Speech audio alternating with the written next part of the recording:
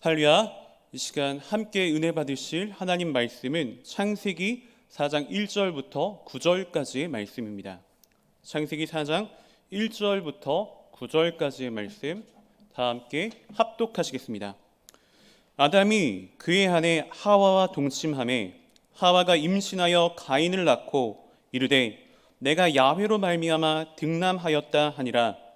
그가 또 가인의 아우 아벨을 낳았는데 아벨은 양치는 자였고 가인은 농사하는 자였더라. 세월이 지난 후에 가인은 땅의 소산으로 제물을 삼아 야훼께 드렸고 아벨은 자기도 양의 첫 새끼와 그 기름으로 드렸더니 야훼께서 아벨과 그의 제물은 받으셨으나 가인과 그의 제물은 받지 아니하신지라. 가인이 몹시 분하여 안색이 변하니 야훼께서 가인에게 이르시되 내가 분하여 함은 어찌 됨이며 안색이 변함은 어찌 됨이냐. 내가 선을 행하면 어찌 낯을 들지 못하겠느냐. 선을 행하지 아니하면 죄가 문에 엎드려 있느니라. 죄가 너를 원하나 너는 죄를 다스릴지니라. 가인이 그의 아우 아벨에게 말하고 그들이 들에 있을 때에 가인이 그의 아우 아벨을 쳐 죽이니라. 야훼께서 가인에게 이르시되 내 아우 아벨이 어디 있느냐. 그가 이르되 내가 알지 못하나이다. 내가 내 아우를 지키는 자니이까. 아멘. 네, 저는 오늘 본문의 말씀을 근거로 하나님께서 받으시는 예배, 하나님께서 받으시는 예배라는 제목을 가지고 함께 귀한 은혜의 시간을 나누기 원합니다.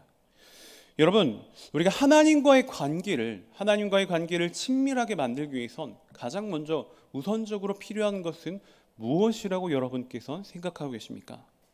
무엇보다 하나님과 교제를 이루는 예배가 우선이 되어야 합니다. 여러분, 축복받은 성경의 인물들을 자세히 들여다보면 어떤가요? 항상 삶의 1순위를 예배로 드렸다는 것을 알 수 있습니다. 오늘 본문에 나오는 아벨, 그리고 우리가 믿음의 조상이라고 칭하는 아브라함도 마찬가지입니다. 또한 하나님의 마음에 합한 다윗, 또 그의 아들 솔로몬까지도 예배에 성공한 그러한 대표적인 인물들이라고 말할 수가 있는 것입니다.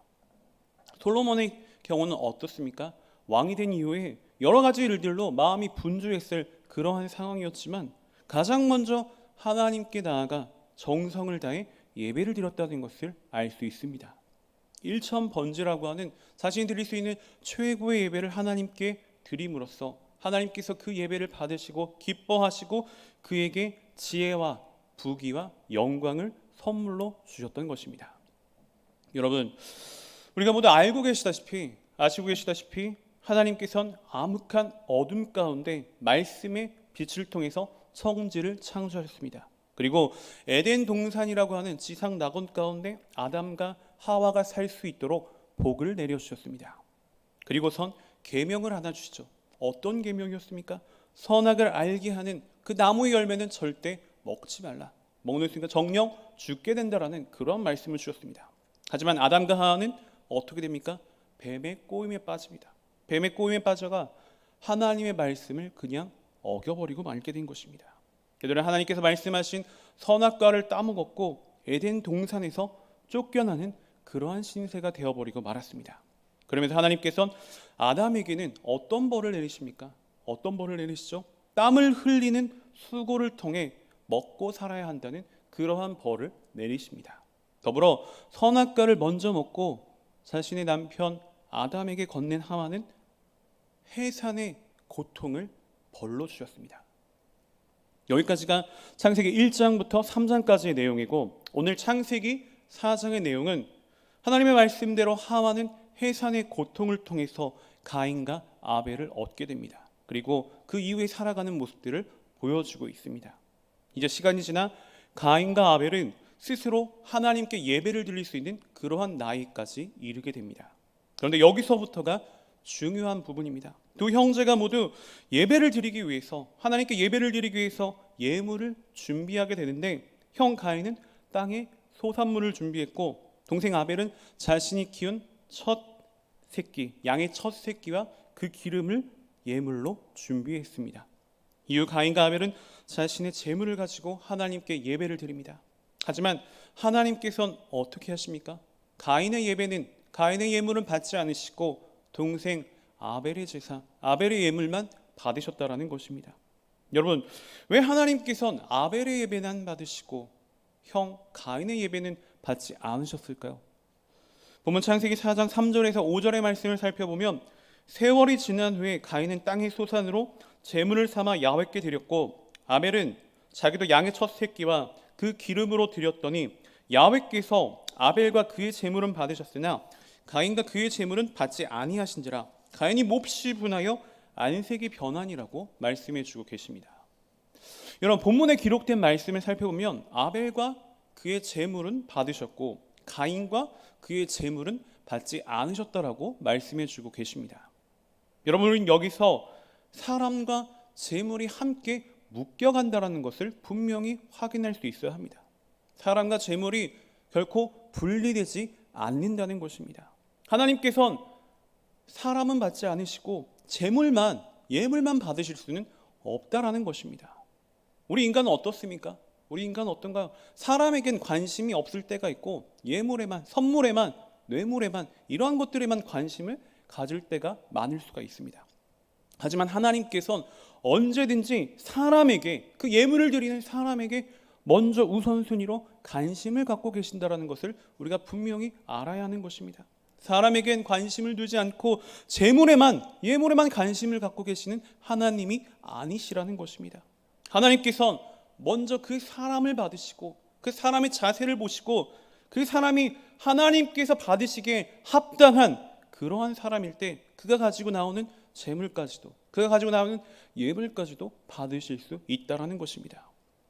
여러분, 우리가 삶 속에서 우리가 세상을 살아가다가 봐 하나님을 조금도 생각하지 않고 하나님에 대한 생각을 하지 않고 하나님과 상관없는 그러한 삶을 살다가 그냥 교회 나와서 잠깐 한두 시간 예배를 드린다고 해서 하나님께서 그 예배를 받아주실 수 있다라고 생각하십니까?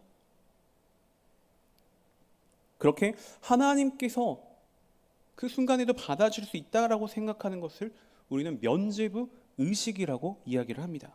중세 말기 로마 카톨릭에서는 이 면죄부를 팔았습니다. 이 면죄부를 팔았죠. 우리가 삶 속에서 어떠한 모습으로 하나님과 관계없이 자기 마음대로 자기 뜻대로 자기가 자기 스스로 주인이 되어 살든 교회에 오기만 하면, 교회에 와서 증명서 하나면, 면죄부 그 증명서 하나만 잘 사게 된다면 모든 죄를 용서받을 수 있다라는 그러한 생각이었습니다. 그런데 여러분, 오늘 창세기 4장에 나오는 가인과 아벨의 제사를 보면 어떻습니까? 하나님께서 아벨과 그의 제물은 받으셨으면 가인과 그의 제물은 받지 않으셨다라고 분명히 말씀해 주고 계십니다. 그렇다면 우리의 제물 가운데 어떤 것은 받고 어떤 것은 받지 않으신다라면 우리의 예물도 어떤 것은 받고 어떤 것은 받지 않으신다라는 생각을 우리가 할 수 있어야 하는 것입니다. 우리의 헌신도 마찬가지고 우리가 하나님께 최선을 다해서 예배를 드린다고 하지만 그건 내 착각일 뿐일 수도 있습니다. 하나님은 그 예배를 받지 않으실 수도 있다라는 것을 우리가 기억해야 한다는 것입니다. 나는 드렸다고 최선을 다해서 시간과 노력을 다해 하나님께 드렸지만 그것은 나의 열심만, 나의 노력뿐일 수만 있다라는 것을 우리가 분명히 기억해야 한다는 것입니다.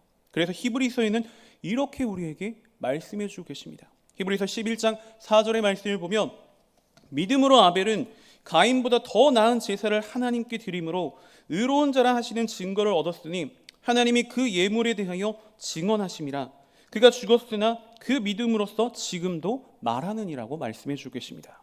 여러분, 아벨은 믿음을 가지고 가인보다 더 나은 제사를 드렸기 때문에 하나님께서 받으셨다는 것입니다. 어떻게 드렸습니까? 어떠한 자세로 드렸죠? 믿음의 자세로, 믿음으로 드렸다는 것입니다. 여러분, 예물은 믿음으로 드릴 수 있어야 합니다. 그런데 우리가 믿음으로 제물을 드리기 위해선 어떤 삶을 살아야 되죠? 믿음의 삶을 살아야만 하는 것입니다. 믿음으로 살지 않는데, 믿음을 가지고 살지 않는데 믿음으로 제물을 드릴 수는 없다라는 것입니다.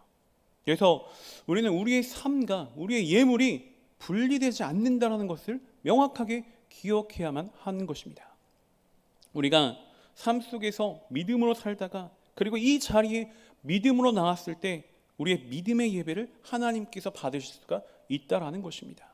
그러나 우리가 세상 가운데서 믿음으로 살지 않다가 내 마음대로, 내 뜻대로, 내 생각대로 살다가 그냥 형식적으로만 와서 예배를 드린다고 해서 하나님께서 그 예배를 절대 받으시지 않는다라는 것을 우리가 분명히 기억해야만 한다는 것입니다. 여러분, 참된 예배란 무엇입니까? 진정한 예배란 무엇인가요? 참된 예배란 하나님께서 내 마음 가운데, 내 마음속에 주인으로 계시다는 그러한 태도를 말하는 것입니다. 내 마음 가운데 내 주인으로 좌정하고 계신다는 그러한 태도입니다. 그래서 우리가 세상에 나가서 어떠한 상황 가운데, 어떠한 장소에서 어떤 삶과 어떤 모습으로 살든지 간에 하나님께서 내 삶의 중심에, 내 마음의 한 중심 가운데 자리를 잡고 계셔야지 우리가 믿음으로 살았다라고 분명하게 말할 수가 있다는 것입니다. 그렇게 믿음으로 살다가 주님 앞에 나왔을 때 그것이 진정한 참된 예배가 될 수 있다는 것입니다. 많은 사람이 모여서 예배를 드린다고 해서, 많은 사람들이 장엄한 그런 모습으로 예배를 드린다고 해서 그것이 참된 예배가 될 수 있는 것은 아닙니다. 예배 의식만 잘 갖춰서 예배를 드린다고 그것이 진정한 예배가 될 수 있는 것은 아니라는 것입니다. 여러분, 우리가 드리고 싶은 대로 우리의 마음대로 드리는 것은 예배가 될 수 없습니다. 하나님께서 받으시고 싶으시는 그러한 예배를 드리는 것이 진정한 예배, 참된 예배가 될 수 있다는 것입니다. 사무엘상 15장의 말씀을 보면 하나님께서 진정으로 원하시는 것에 대해서 우리가 분명히 살펴볼 수가 있습니다. 사무엘상 15장 1절부터 3절의 말씀을 먼저 살펴보시면 사무엘이 사울에게 이르되 야훼께서 나를 보내어 왕에게 기름을 부어 그의 백성 이스라엘을 위해 왕으로 삼으셨은즉 이제 왕은 야훼의 말씀을 들으소서. 만군의 야훼께서 이같이 말씀하시기를 아말렉이 이스라엘에 행한 일 곧 애굽에서 나올 때 길에서 대적한 일로 내가 그들을 벌하노니 지금 가서 아말렉을 쳐서 그들의 모든 소유를 남기지 말고 진멸하되 남녀와 소아와 젖먹는 아이와 우양과 낙타와 나귀를 죽이라 하셨나이다 하니라고 말씀해 주는 부분을 살펴볼 수 있습니다. 먼저 하나님께서는 사무엘을 통해서 사울을 왕으로 세우셨습니다. 그리고 아말렉의 모든 소유들을 남기지 말고 다 진멸해 버리라고 분명하게 말씀해 주셨습니다. 그러나 사울은 어떠한 모습을 보입니까? 어떻게 행동하죠? 사무엘상 15장 13절에서 15절의 말씀을 보면 사무엘이 사울에게 이른즉 사울이 그에게 이르되 원하건대 당신은 야훼께 복을 받으소서. 내가 야훼의 명령을 행하였나이다 하니 사무엘이 이르되 그러면 내 귀에 들려오는 이 양의 소리와 내게 들리는 소의 소리는 어찌 됨이니까 하니라. 사울이 이르되 그것은 무리가 아말렉 사람에게서 끌어온 것인데 백성이 당신의 하나님 야훼께 제사하려 하여 양들과 소들 중에서 가장 좋은 것을 남김이요 그 외의 것은 우리가 진멸하였나이다 하는지라. 자, 여러분, 아말렉과 전쟁을 할 때 하나님께서는 분명히 무엇이라고 말씀하셨습니까? 하나도 남김없이 모두 다 진멸하라고 분명하게 알려주셨습니다. 모든 것을 다 없애라고 말하셨다는 것입니다. 그런데 사울은 어떠한 모습을 보이나요? 제사를 드리기 위해서, 하나님께 예배를 드리기 위해서 좋은 양과 좋은 소 몇 마리를 남겼다라는 것입니다. 자신을 위해서입니까? 자신을 위해서가 아닙니다. 하나님을 위해서 나름 최선을 다한 것입니다. 하나님께 제사를 드리기 위해서 가장 좋은 소와 양 몇 마리를 남겨 놓았던 것입니다. 하지만 사무엘은 이렇게 말을 합니다. 사무엘상 15장 22절의 말씀을 살펴보시면 사무엘이 이르되 야훼께서 번제와 다른 제사를 그의 목소리를 청종하는 것을 좋아하심같이 좋아하시겠나이까? 순종이 제사보다 낫고 듣는 것이 순양의 기름보다 나으니. 아멘. 여러분, 하나님께서는 그냥 단순한 제사를, 단순한 예배를 좋아하실까요? 아니면 하나님의 말씀을 듣고 하나님의 음성에 귀를 기울이고 그 말씀에 순종하는 자를 기뻐하실까요?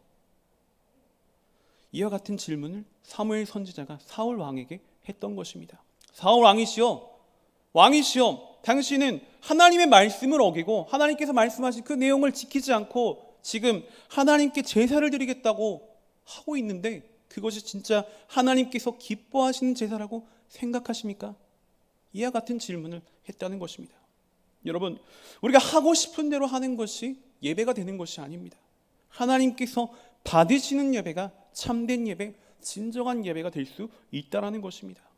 그럼 여러분, 예수님께서는 예배를 드릴 때, 우리가 예배를 드릴 때 어떤 과정을 거친 후에, 어떤 프로세스를 거친 후에 예배를 드리라고 말씀해 주셨습니까?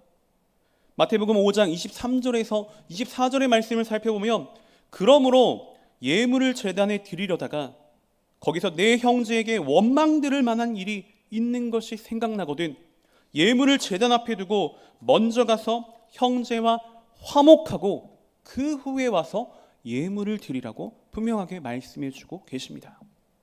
여러분, 우리가 이 말씀대로 순종하려면 예배를 드리기 전에 형제와의 불편한 관계를 먼저 해결하고 와야 하는 것입니다. 이웃과 싸운 일이 있다면, 이웃과 다툼을 벌이는 일이 있다면 가서 화해하고 화목을 이룬 후에 예배를 드리셔야만 한다는 것입니다. 조금이라도 형제의 마음에 상처를 주는 것이, 그런 기억이 생각난다면 용서를 구하고, 진정으로 용서를 구하고 예배를 드릴 수 있어야 한다는 것입니다. 여러분, 우리가 예배를 드리다가도 싸운 일이 생각난다면 가서 먼저 화해를 해야 하는 것이고, 누군가에게 상처를 준 일이 있다면 용서를 구하는 것이 하나님께서 원하시는 진정한 예배라는 것입니다. 그럼 여러분, 우리가 드리는 예배 가운데 하나님께서 받으시는 예배가 되려면, 하나님께서 받으시는 그런 진정한 예배가 되려면 무엇이 중요한 것 같습니까? 무엇이 중요할까요? 하나님께 드리는 예물이 중요할까요? 아니면 우리가 살아가는 삶의 모습 가운데 나타나는 형제와의 관계, 이웃과의 관계, 이것이 더 중요한 것일까요?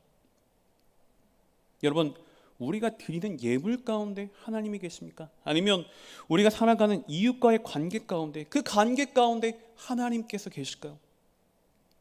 하나님의 나라는 어디에 있다고 여러분은 생각하십니까?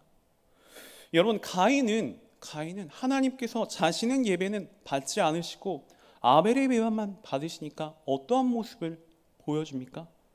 보면 창세기 4장 8절에서 9절의 말씀을 살펴보면, 가인이 그의 아우 아벨에게 말하고 그들이 들에 있을 때에 가인이 그의 아우 아벨을 쳐 죽이니라. 야훼께서 가인에게 이르시되 내 아우 아벨이 어디 있느냐? 그가 이르되 내가 알지 못하나이다. 내가 내 아우를 지키는 자니이까. 여러분, 가인은 하나님께서 자신의 예배는 받지 않고 동생 아벨의 아벨의 예배만 받으시니까 그 마음속에 무엇이 생겼나요? 미움과 증오와 분노가 생겼습니다. 그 마음속에서 요동치는 이러한 죄악들을, 그 분노의 마음들, 이러한 마음을 다스리지 못하고 동생을 그만 쳐 죽이고 말게 된 것입니다. 그러자 하나님께서는 어떻게 하십니까? 하나님께서 어떻게 하시죠? 가인을 부르시고 내 동생 아벨이 어디 있는지 물어보셨습니다. 여기서 하나님께서 가인에게 말씀하신 내 아우 아벨이 어디 있느냐, 이 질문은 우리에게 이웃과의 관계, 그 이웃과의 관계의 중요성을 말씀해 주는 부분입니다. 여러분, 하나님의 마음에 합한 다윗이 나단에게 책망받았던 그 이유는 무엇입니까? 이웃과의 관계가 문제가 있었기 때문입니다. 당시 다윗의 표면적인 모습만 보아서는 하나님과의 관계가 문제가 있었던 것은 아닙니다. 하나님과의 관계가 불편했던 것이 아니라 이웃과의 관계 속에서 문제가 있었던 것입니다. 자신의 그 왕이라는 권력을 이용하여 충성스러운 부하 우리아를 죽이고 밧세바를 취하는 그러한 심각한 죄를 저질렀던 것입니다. 이것으로 인해 다윗은 그 죄에 대한 엄청난 보응을 받아야만 했던 것입니다. 여러분, 우리 하나님께서는 하나님께 직접적으로 잘못한 것도 벌을 내리시겠지만, 이와 같이 이웃과의 관계 가운데 불편함, 죄를 짓는 그러한 죄에 대해서도 그 죄에 대한 보응을 내리신다라는 것을 우리가 분명히 기억할 수 있어야 하는 것입니다. 그래서 주님께서는 말씀하셨습니다. 형제에게 노하는 자마다 심판을 받게 된다. 그리고 형제를 대하여 라가라, 바보라고 칭하는 자는 공회에 잡혀가게 된다라고 말씀해 주셨습니다. 또 형제에게 미련한 놈이라고 그러한 표현을 하는 자에게는 지옥불에 들어간다라고 말씀해 주셨다는 것을 우리가 기억해야 합니다. 사랑하는 여러분, 하나님께서는 신구약 모든 성경의 말씀을 통하여서 우리에게 가장 중요하게 핵심으로 말씀하시는 그 포인트는 무엇이 된다고 여러분은 생각하십니까? 하나님에 대한 사랑에 대한 말씀이요, 그리고 이웃에 대한 사랑의 말씀인 것입니다. 그런데 우리가 하나님을 사랑한다고 하면서, 하나님을 진짜로 최선을 다해 사랑한다고 하면서 정작 내 주변의 이웃을 사랑하지 못한다면, 사랑하지 못하고 계시다면 그것은 무엇입니까? 그것은 무엇이라고 여러분은 판단을 내리십니까? 요한일서 4장 20절의 말씀을 살펴보면, 누구든지 하나님을 사랑하노라 하고 그 형제를 미워하면 거짓말하는 자니, 보는 바 그 형제를 사랑하지 아니하는 자는 보지 못하는 바 하나님을 사랑할 수 없느니라. 아멘. 사랑하는 여러분, 하나님께서 받으시는 예배는 무엇입니까? 그 사람의 중심에 하나님이 계셔야 하는 것입니다. 그 사람의 마음의 중심 가운데 하나님께서 좌정하고 계시지 못하신다면 주님께서는 그 사람과 그 사람의 예물은 받으실 수 없다라는 것을 우리가 분명히 기억해야 하는 것입니다. 그렇다면 우리 마음의 중심에 있어야 하는, 우리 마음의 중심 가운데 있어야 할 하나님의 모습은 무엇이란 말입니까? 그 모습은 무엇일까요? 무엇보다 사랑이 되어야 하는 것입니다. 사랑이 우리의 마음의 중심이 되어야 하는 것입니다. 우리의 마음 가운데 사랑이 없다면 사랑의 하나님께서는 그 사람과 그 사람의 예물은 받으실 수 없다라는 것입니다.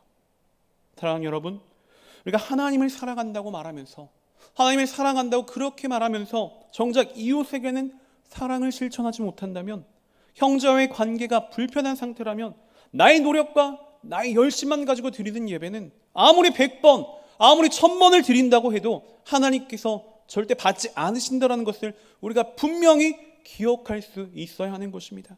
그리스도께서 내가 너희를 사랑한 것 같이 너희도 서로 사랑하라고 말씀하신 그 사랑의 계명을 우리가 분명히 지킬 수 있어야 하는 것입니다. 그 계명을 지킴으로 우리가 예배에 성공하고 하나님께서 부어주시는 모든 복들을 하나도 빠짐없이 놓치지 않고 받으실 수 있어야 한다는 것입니다.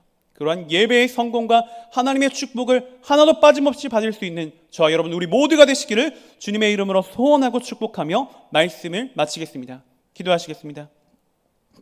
할렐루야. 사랑과 자비가 풍성하신 하나님, 오늘도 주신 말씀을 통해 깨달음을 주시고 은혜를 주시니 감사드립니다. 우리가 무엇보다 예배에 성공하는 자가 되기 원합니다. 그 예배에 성공하기 위해 먼저 우리가 주님 앞에 바로 선 자가 되게 하옵소서. 우리의 마음속에 있는 형제에 대한 미움과 증오, 시기와 질투의 마음들이 사라지게 하시고 어떠한 상황 가운데서도 형제를 사랑하고 주의 사랑을 나타내는 참된 사랑의 자녀가 되게 하옵소서.